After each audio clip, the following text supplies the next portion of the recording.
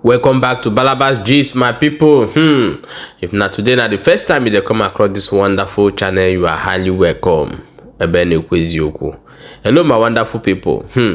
Let's go and look into the matter we will get for hand today. But before we look into that matter, if you know say you never subscribe and also turn your notification bell for this particular channel, I beg me quickly do so that you no go miss our update for one day as we they bring them back to back. No be smart, you know. One Biafra liberation army don't come aside for this video. Contour say he said they don't buy many Nigeria soldiers. We be say they enter their land, one come by them. Things are happening. We are going to play you the video, then we are going to put for that video. May you know what thing they go on in case of the place where they talk waiting, they go against these people. They are no nah. So let's watch the video together before we come back and continue. The land of Biafra today, as of those that have been killing us, those that came to the land to kill the owners of the land, have ended up losing. So therefore, I will, at this very point, at this very moment, advise them to deploy more. Nigeria government, deploy more soldiers. Recruit more soldiers and deploy them to the land of Biafra. We go nowhere.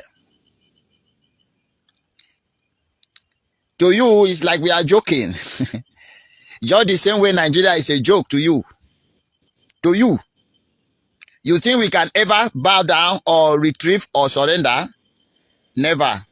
Not in a million years to come. We are not like Nigeria, and we can never be. Nigeria is the only country that can never go forward. The only country that yesterday is better than today. Nigeria is the only country that evil is good and good is evil. Nigeria is the only country that love darkness than light. Nigeria is the only country that enjoy killing civilians than combating with the same army in the ground. Nigeria is the only country who ran away from the battlefield and choose to go to civilian houses and be burning them down. Nigeria is a failed state. Nigeria does not deserve to exist. Yeah, my wonderful people, now don't welcome back as now don't watch that particular video where we show now for this video. May you know what they go on for the countryside. A lot of things they happen for inside this country. You see waiting in talk for this video and how they don't buy more than 30 of Nigeria army. We be say they enter inside Biafra, one can kill them for inside their territory where they stay. But as they don't end up for that place, we go play you one video. May you see how they are moving, and you hear what they talk for that video. Say Ebobago and Nigeria army and police, they don't buy market, and this market will go buy, they go sell and food for them. We'll play the video, may you watch. This is so much good for life. This was a hard and even. Pagan even or what? This was a hard and even. Pagan even or what?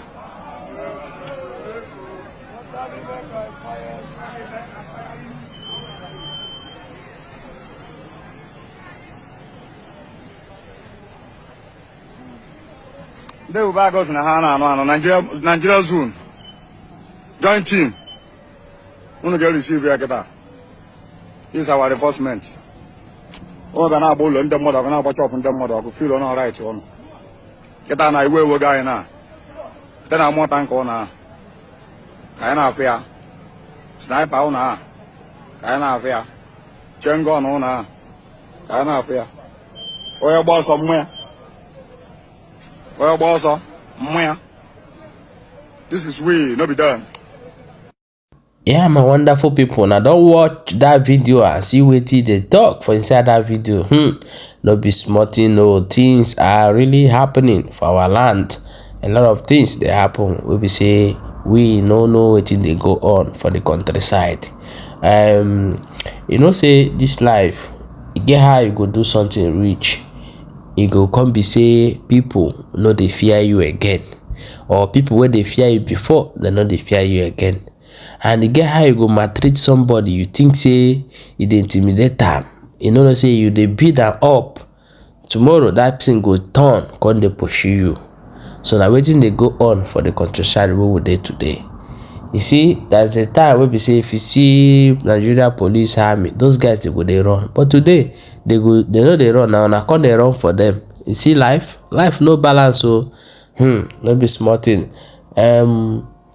We will go ahead now, go show you this video. May you see how this Nigeria where we dey inside, they fall inside deep.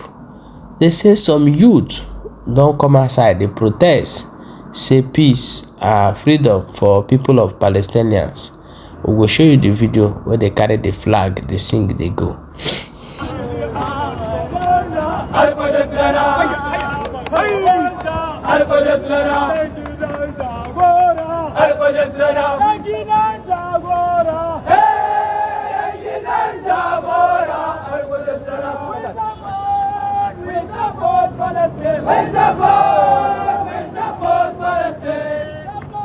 Yeah, my wonderful people, welcome back. As you don't watch that video, I see wetin they go on for inside Abuja. How the youth they protest, say they want support Palestinian.